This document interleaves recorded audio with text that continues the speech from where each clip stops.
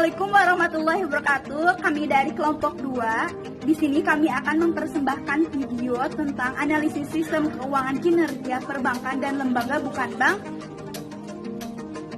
pada mata kuliah Perekonomian Indonesia. Selamat menyaksikan.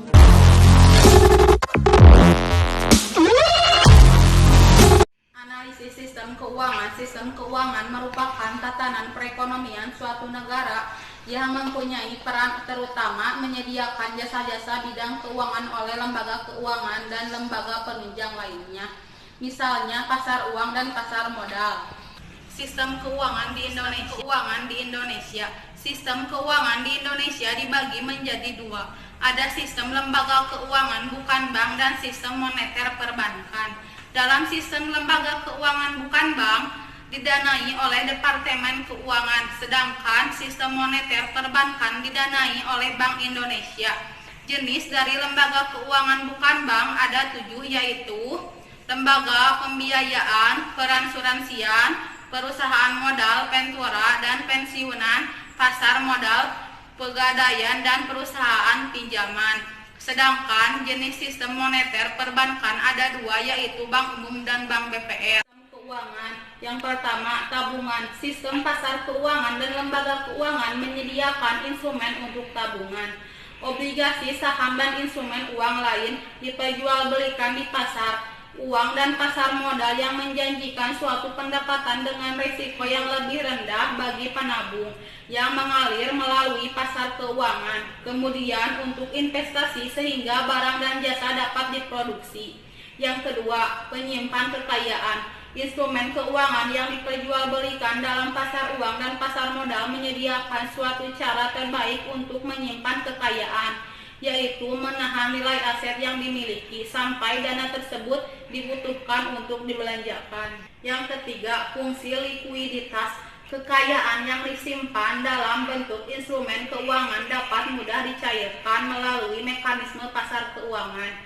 Pasar uang dan modal menyediakan suatu cara untuk mengkonversi instrumen-instrumen tersebut menjadi uang tunai. Lembaga depositori menyediakan berbagai alternatif instrumen simpan yang memiliki likuiditas yang tinggi. Yang keempat, fungsi kredit. Pasar keuangan menyediakan kredit untuk membiayai kebutuhan konsumen dan investasi dalam ekonomi. Konsumen membutuhkan kredit untuk membeli barang-barang, misalnya rumah, mobil, dan sebagainya. Sedangkan pengusaha menggunakan kredit untuk membeli barang dengan tujuan produksi, membangun gedung, membayar gaji, dan sebagainya. Yang kelima, pembayaran. Menyediakan pembayaran atas barang dan jasa. Instrumen pembayaran yang tersedia antara lain cek, giro, biliet, kartu kredit, termasuk mekanisme keliling dalam perbankan. Yang keenam, risiko. Menawarkan pada unit usaha dan konsumen proteksi terhadap jiwa, kesehatan, dan risiko pendapatan atau kerugian. Hal tersebut dapat dilakukan dengan menjual berbagai polis asuransi. Yang ketujuh, kebijakan yang digunakan pemerintah untuk melakukan kebijakan guna menstabilkan ekonomi dan mempengaruhi inflasi melalui kebijakan moneter. Metode transfer dana dalam sistem keuangan. Metode dana sistem keuangan dibagi menjadi 3, yaitu yang pertama pembiayaan langsung, yang kedua pembiayaan semi langsung, yang ketiga pembiayaan tidak langsung. Kinerja perbankan. Bank adalah badan usaha yang menghimpun dana dari masyarakat dalam bentuk simpanan dan menyalurkan kepada masyarakat dalam bentuk kredit, dana, atau bentuk-bentuk lainnya dalam rangka meningkatkan taraf hidup rakyat. Menurut Undang-Undang Nomor 10 Tahun 1998 tentang Perbankan, secara singkat, bank berfungsi sebagai lembaga penyimpanan serta peminjaman dana bagi masyarakat. Adapun bank menurut syariah adalah suatu sistem perbankan yang pelaksanaannya berdasarkan hukum Islam. Pembentukan sistem ini berdasarkan adanya larangan dalam agama Islam untuk meminjamkan atau memungut pinjaman dengan mengenakan bunga pinjaman riba, serta larangan untuk berinvestasi pada usaha-usaha yang bersifat haram. Lembaga keuangan bank terdiri dari Bank Sentral, Bank Umum, dan BPR. 1. Bank sentral. Bank umum cenderung untuk berusaha menginvestasikan asetnya dengan tujuan untuk memaksimumkan profit. Di sisi lain, bank sentral sebagai bank milik pemerintah adalah lembaga keuangan yang tidak bertujuan untuk memaksimumkan profit, melainkan untuk mencapai tujuan tertentu, seperti mencegah kegagalan yang dialami perbankan maupun bukan bank, kestabilan tingkat harga, kesempatan kerja, dan akhirnya pada pertumbuhan ekonomi. Bank kedua, bank umum. Bank umum adalah suatu badan usaha yang kegiatan utamanya menerima simpanan dari masyarakat dan atau pihak lain, kemudian mengalokasikan kembali untuk memperoleh keuntungan serta menyediakan jasa-jasa dalam lalu lintas pembayaran. Ketiga, Bank Perkreditan Rakyat. BPR adalah lembaga keuangan bank yang menerima simpanan hanya dalam bentuk deposito berjangka, tabungan, dan bentuk lainnya yang dipersamakan dengan itu dan menyalurkan dana sebagai usahanya. Jasa perbankan pada umumnya terbagi atas dua tujuan, yaitu 1. Sebagai penyedia mekanisme dan alat pembayaran yang efisien bagi nasabah. Bank juga menyediakan uang tunai, tabungan, dan kartu kredit. Ini adalah berperan bank yang paling penting dalam kehidupan ekonomi. Tanpa adanya penyediaan alat pembayaran yang efisien, maka barang hanya dapat diperdagangkan dengan cara barter yang memakan waktu. 2. Dengan menerima tabungan dari nasabah dan meminjamkannya kepada pihak yang membutuhkan dana. Berarti bank meningkatkan arus dana untuk investasi dan pemanfaatan yang lebih produktif. Bila peran ini berjalan dengan baik, ekonomi suatu negara akan meningkat. Tanpa adanya arus dana, uang hanya berdiam di saku seseorang.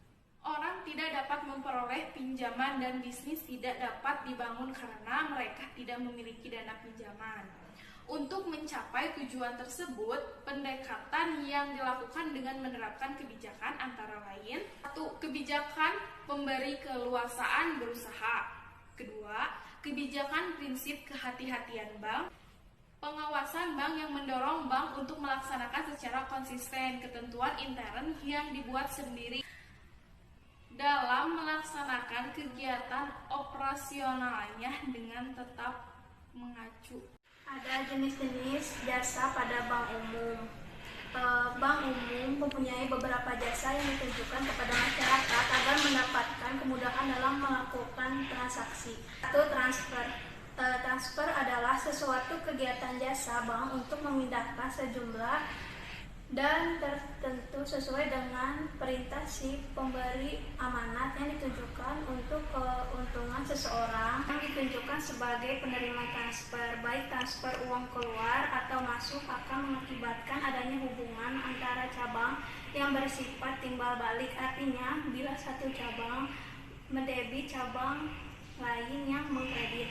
Keluar, salah satu jenis pengirim uang yang dapat menyederhanakan lalu lintas pembayaran adalah dengan mengirim uang keluar. Media untuk melakukan transfer ini adalah secara tertulis ataupun melewati kawat. Pembatalan transfer keluar. Bila terjadi pembatalan transfer, haruslah diperhatikan bahwa pembatalan tersebut hanya dapat dilakukan bila transfer keluar belum dibayar kepada si penerima uang, dan untuk itu bank beri amanat harus memberi perintah berupa payment kepada cabang pembayar. Pembayar pembatalan ini baru dapat dilakukan oleh bank pemberian amanat kepada nasabah pemberi. Pembayaran pembatalan ini dapat dilakukan oleh bank pemberi amanat kepada nasabah pemberi amanat hanya apabila telah diterima berita konfirmasi dari bank pembayaran bahwa memang transfer dimaksud belum dibayarkan, termasuk di mana bank menerima amanat dari salah satu cabang untuk membayar sejumlah uang kepada seseorang. Dalam hal ini, bank pembayaran akan membutuhkan hasil transfer kepada rekening nasabah bila ia memiliki rekening di bank pembayaran.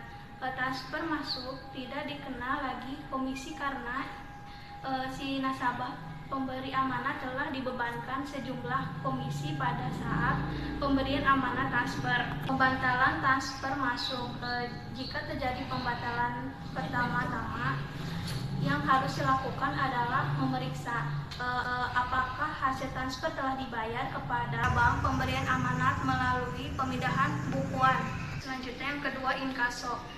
Inkaso merupakan kegiatan jasa bank untuk melakukan amanat dari pihak ketiga berupa penagihan sejumlah uang kepada seseorang atau badan tertentu di kota lain yang telah ditunjukkan oleh si pemberi amanat. Warkat inkaso dibagi menjadi dua. Warkat inkaso tanpa lampiran, yaitu warkat inkaso yang tidak dilampirkan dengan dokumen-dokumen apapun seperti dicek, biljet giro, wesel, dan surat berharga. B. Warkat inkaso dengan lampiran-lampiran, yaitu warkat inkaso yang dilampirkan dengan dokumen-dokumen lainnya seperti kwitansi, faktur, polis, ansurasi, dan dokumen-dokumen penting. Jenis inkaso dibagi menjadi dua. Inkaso keluar merupakan kegiatan untuk menagih suatu warkat yang telah diterbitkan oleh nasabah bank lain. Di sini bank menerima amanat dari nasabahnya sendiri. B. Inkaso masuk merupakan kegiatan yang masuk atas warkat yang telah diterbitkan oleh nasabah sendiri. Dalam kegiatan inkaso masuk, bank hanya memeriksa kecukupan dari nasabah yang telah menerbitkan warkat. Yang ketiga, letter of credit. Letter of credit atau dalam sebagai Indonesia disebut surat kredit berdokumen merupakan salah satu jasa yang ditawarkan bank dalam rangka pembelian barang berupa penangguhan pembayaran pembeli oleh pembeli sejak LC dibuka sampai dengan jangka waktu tertentu sesuai perjanjian. Berdasarkan pengertian tersebut, di tipe perjanjian dapat di fasilitas LC terbatas hanya pada perjanjian jual beli, sedangkan fasilitas yang diberikan adalah berupa penangguhan pembayaran. Clearing adalah pertukaran warkat atau data keuangan elektronik DKE antara peserta clearing, baik antara peserta maupun nasabah yang perhitungannya diselesaikan pada waktu tertentu. Mekanisme clearing terbagi atas 5: peserta, fasilitas, proses, settlement, biaya. Peserta terdiri dari PLA, PLP, PTL. Apa itu PLA? PLA adalah peserta aktif, PLP adalah peserta langsung pasif, PLP peserta tidak langsung, dan ada beberapa fasilitas bagi peserta meliputi informasi hasil clearing, laporan hasil proses clearing, rekaman dan warkat yang diterima, salinan warkat dan permintaan ulang atas laporan hasil proses clearing, investigasi selisih, pengujian kualitas MICR, kode lain. Proses juga meliputi siklus clearing nominal besar, siklus clearing retail. Settlement adalah dasar perhitungan dalam clearing elektronik di bawah 100 juta adalah data keuangan elektronik DKE. Perhitungan hasil clearing akan tercermin dalam biljet saldo clearing yang dapat bersaldo kredit menang atau debit kalah. Hasil ini dibukakan langsung ke rekening giro tiap bank di Bank Indonesia tanpa meliputi kecakupan dana net settlement. Biaya dalam clearing adalah Bank Indonesia mengenakan biaya kepada para peserta clearing. Materi selanjutnya tentang industri keuangan non-bank, lembaga keuangan bukan bank.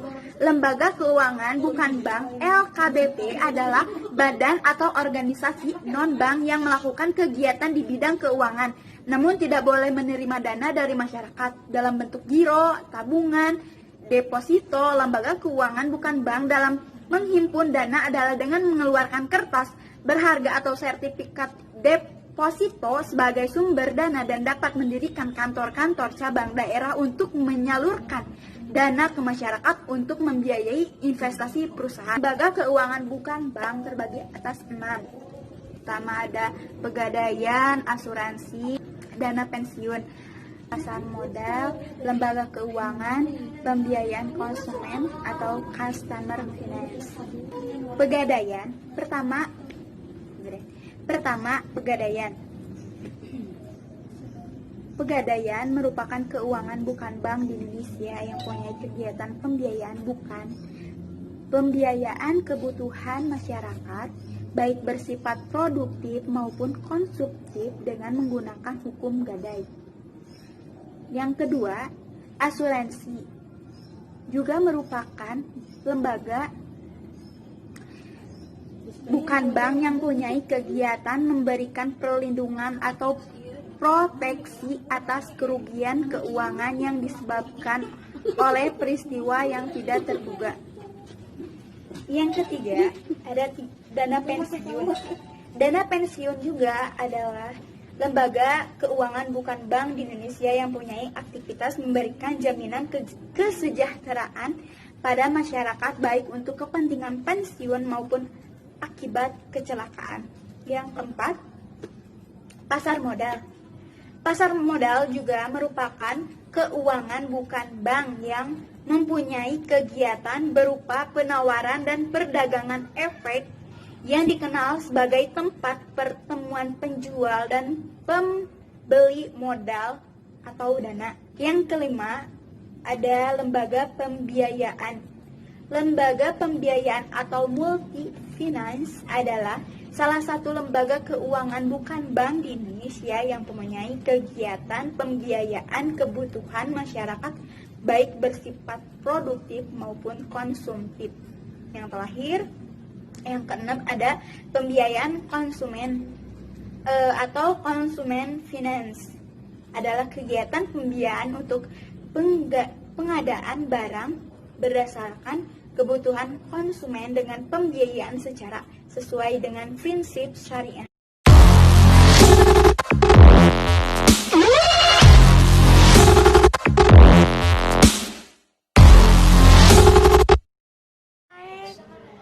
Studi kasus yang diambil oleh kelompok kami itu tergolong pada asuransi, yaitu gagal bayarnya PT Asuransi Jiwasraya.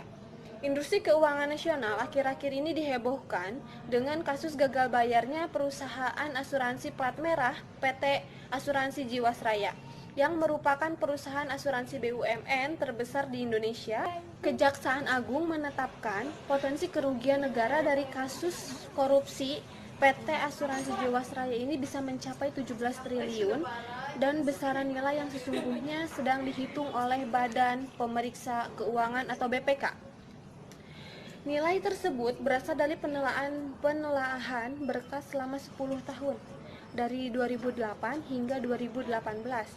Gagal bayar asuransi Jiwasraya ini sebenarnya terjadi pada salah satu produk unggulannya yang bernama GS Saving Plan. GS Saving Plan ini merupakan produk asuransi jiwa sekaligus investasi yang ditawarkan melalui perbankan atau bank insurance.